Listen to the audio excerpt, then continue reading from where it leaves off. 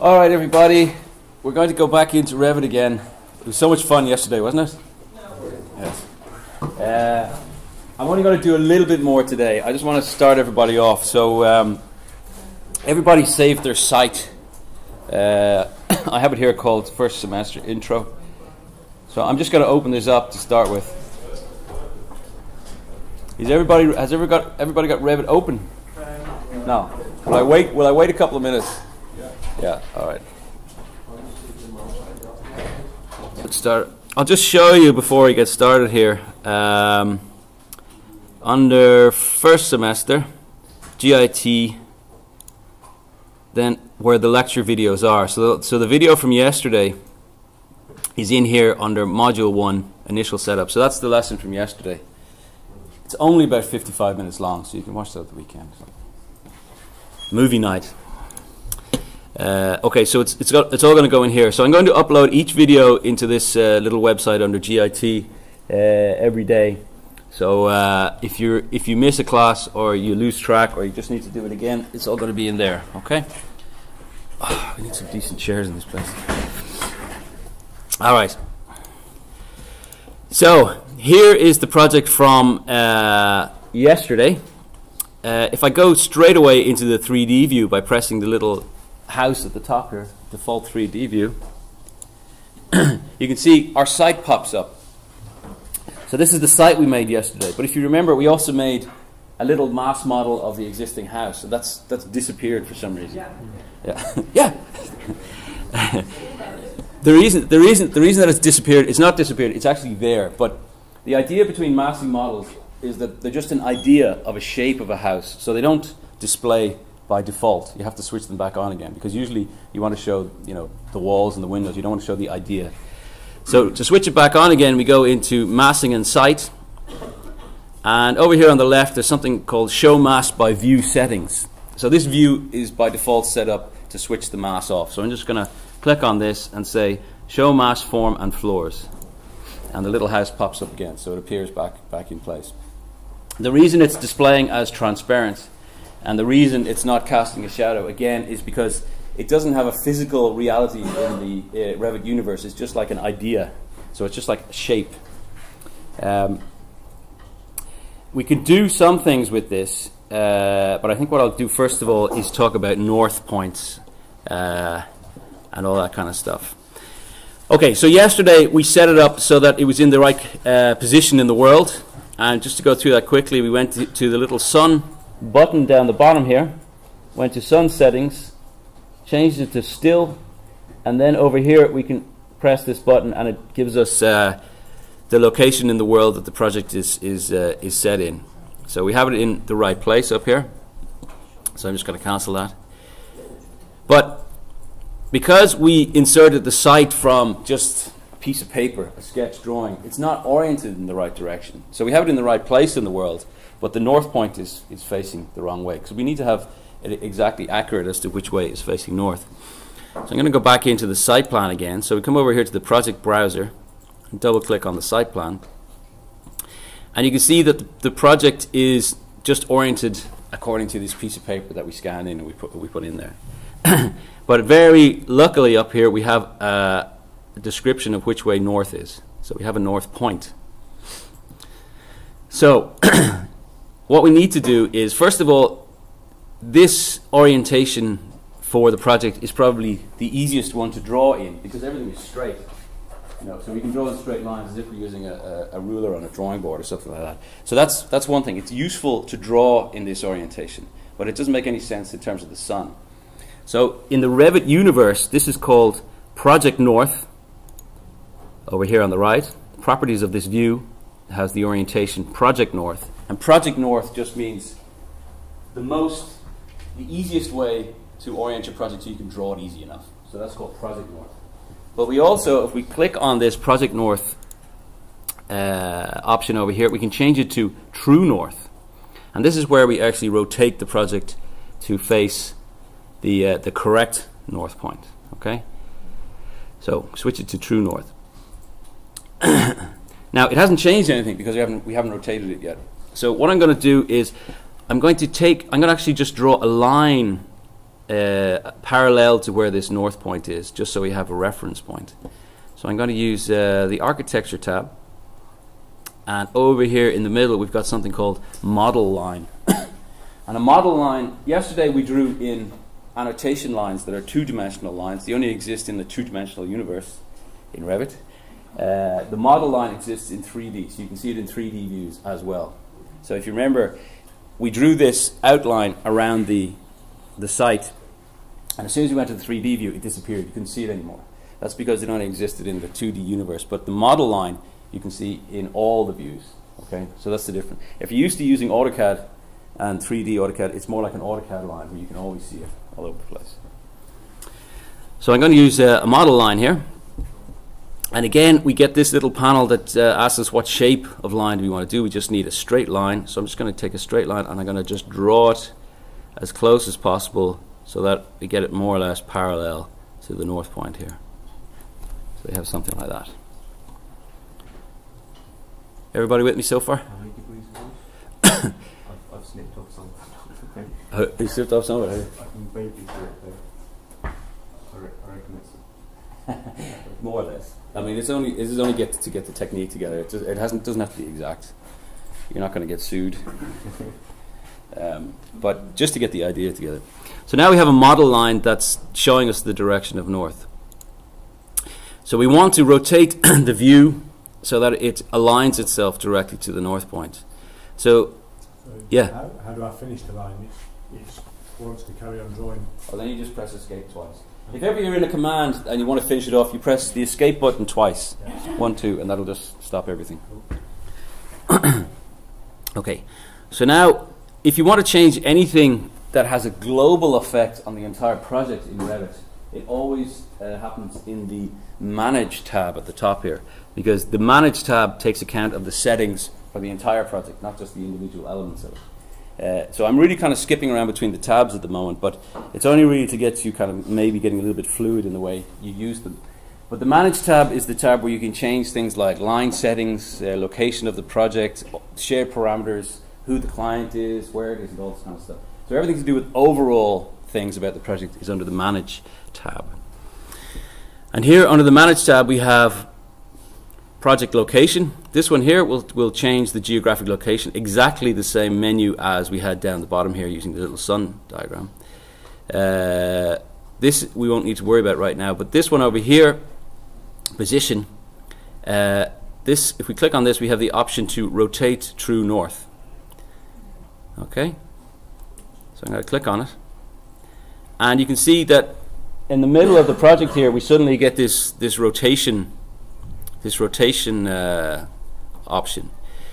We need to move the center of the rotation because it's rotating around this little blue dot in the middle here. So if I just keep doing this, it's just going to keep around. But we can actually grab the blue dot and move it to the end of the line up here. Everybody do that? So I've actually moved it up. So if you left click on the blue dot, keep the left click pressed down, and you can move it up to the line here. And then we can just orient the view to the line like that. Oh, wait a second, I'm mixing this up. I'm doing this backwards. Let me just do it again. Rotate true north. I should really follow my own advice here. Click to enter rotate start ray. Okay, so we're going to drag it up to the end here. And then click to enter rotate start ray. Okay. So what I'm going to do here is we actually have to make it parallel because it's been inserted parallel according to the project north. So we start by rotating from an actual parallel line, which is something like this, okay? And then we rotate it from this position up to the true north like that, and then it rotates. Except it's done that backwards as well. God, I really need to get this back done properly. I think what we need to do here is we need to do a perpendicular line of this. Give me a second here.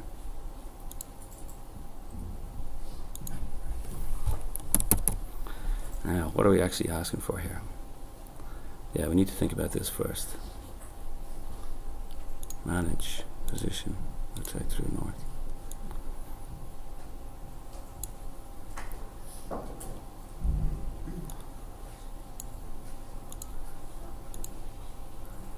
Ah, Give me 2 seconds. Alright, sorry guys, I was just got confused there for a second, but anyway, what I've done here is we made the line that's parallel to true north, and then we make a line that's directly up the sheet. So we have a guideline as to where we want it to go. I'm mixing it up with the Project North way of doing things, but anyway, I don't want to confuse you too much. I'm already doing that. Okay, so I'm going to go back in again. Manage, position, rotate true north, and I'm going to move this up here. We set the rotate point at the line of north, and then we rotate it up to the perpendicular. So there we go. Finally got around to it. So you can see that now the north point is facing directly up the page. So the site has been rotated according to true north. So now it's facing in the correct direction, so all the shadows will be calculated in the right way. If we come back over here to the orientation on the properties panel here, we can still switch it back to Project North, and that hasn't changed at all. And the benefit of that is we can still continue to draw things, square on the page without having to draw angles all the time. Okay, but the shadows now will work correctly. So True North and Project North. Now we can delete these model lines because we don't need them anymore. Does that make sense? I wasn't confusing you too much there by screwing it up, was I?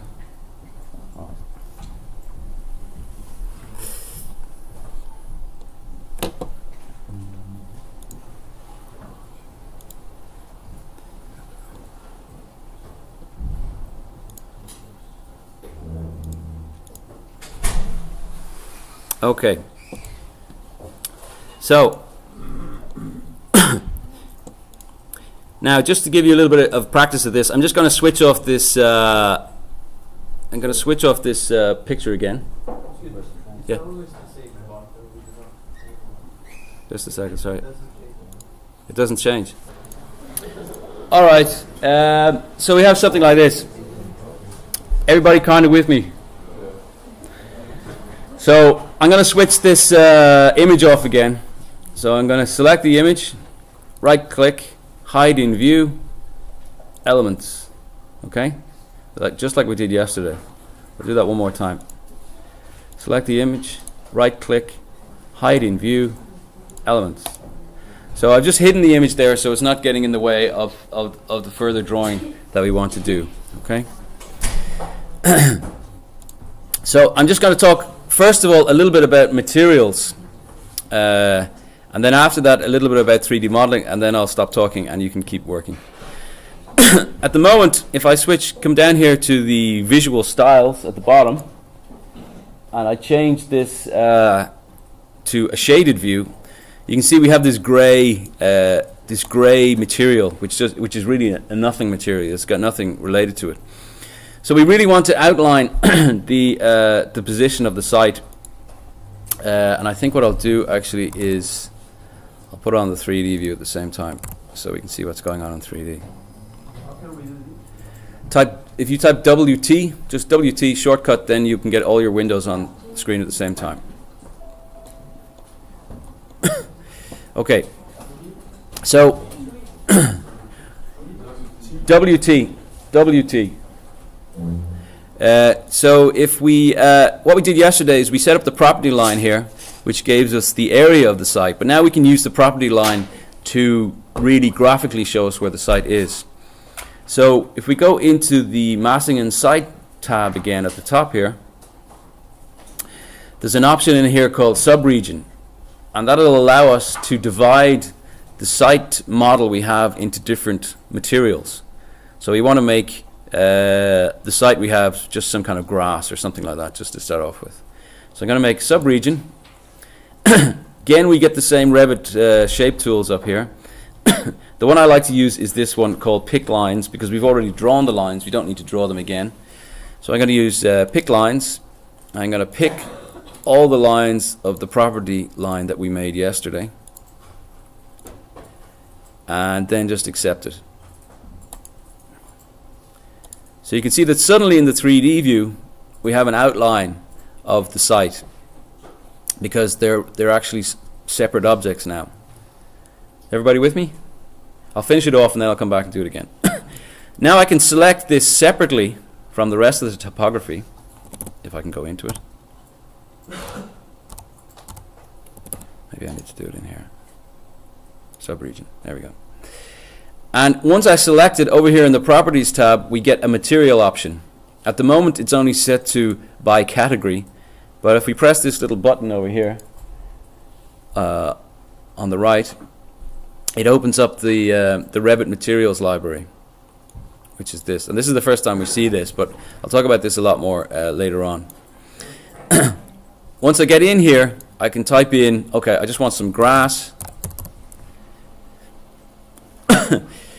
And what it's telling me is we have no grass loaded in our project right now, but in our library we have two options for grass materials. So I think this one actually looks a bit more, a little bit less hardcore. So I'm going to load that into the project. Once I do that, it's in the project now. So this panel at the top is what's in your project, and this panel down here is what's in your library. If this panel doesn't appear, you can switch it on with this button up here. So this button switches the library on and off at the top here. Okay. So we've got this plant material selected. We can come over here and it's got an identity which doesn't have a lot of information in it. It's got appearance, which is this kind of image of some kind of grass material. And later on I'll talk a little bit more about all these different options you can put in here, like reflectivity, transparency, and all this type of stuff that makes your materials look realistic. But in the middle here, what I'm concerned with is I want it to display on the screen, so I'm going to say use render appearance to give us the color of the material, and apply, and press OK. And now you can see we've got grass on our site. Okay? Will I do that again? All right. So I'm just going to do one more thing in here. I'm just going to set up a little annex on the site, just as a sketch. So I'm in the site plan here, and at the moment it's oriented to true north. I'm going to switch it back over here in the properties panel. I'm going to switch it back to project north, because that means I can draw square much easier. So now I'm going to do a similar thing to yesterday. I'm going to create a little mass model. So I go to in place mass. Gives us a name mass 2. I'm just going to call it annex so we can know what it is. And then I'm going to very quickly just take a rectangle and draw a size up here. So I've got a rectangle I've drawn. Doesn't matter what size it is right now. Okay, as soon as you've got a rectangle drawn, you can select and create a form. So I'm going to create a solid form. And if you look at the 3D view over here, we've already got a solid form in place. But we don't have to finish it. We don't have to finish it like that. We can also continue to add elements to the whatever we're making. And we can also select these, and if Revit is working today, it'll also allow us to create a form.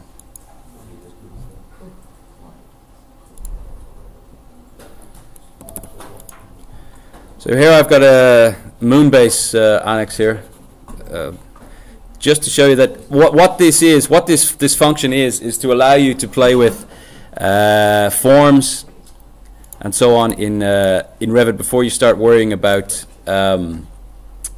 anything to do with like products or walls or materials or anything like that, just to allow you to play with forms. So I can come in here. Let me just start this from the beginning. Once we've made something, I can select it again and edit in place, and I can go through the individual faces, which I can then stretch in any direction I want. Or if I use the tab button here, the tab button, does everybody know what the tab button is? Yeah. I can go through and press tab until I get an edge, and I can individually move the edge. Or I can use the tab button and individually take a point. So you can kind of you know, make any shape very quickly that you want as a combination of these shapes, and then you can finish the mass.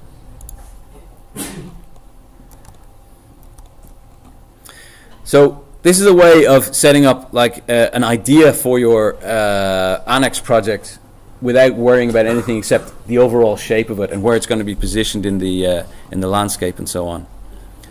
So this is always continually editable. For example, if I wanted to edit in place, I could take one corner of it and see. Let's see how high we can do this before it breaks. We can get to any kind of crazy shape that you want by just using these tools. Let's see what we can do with this.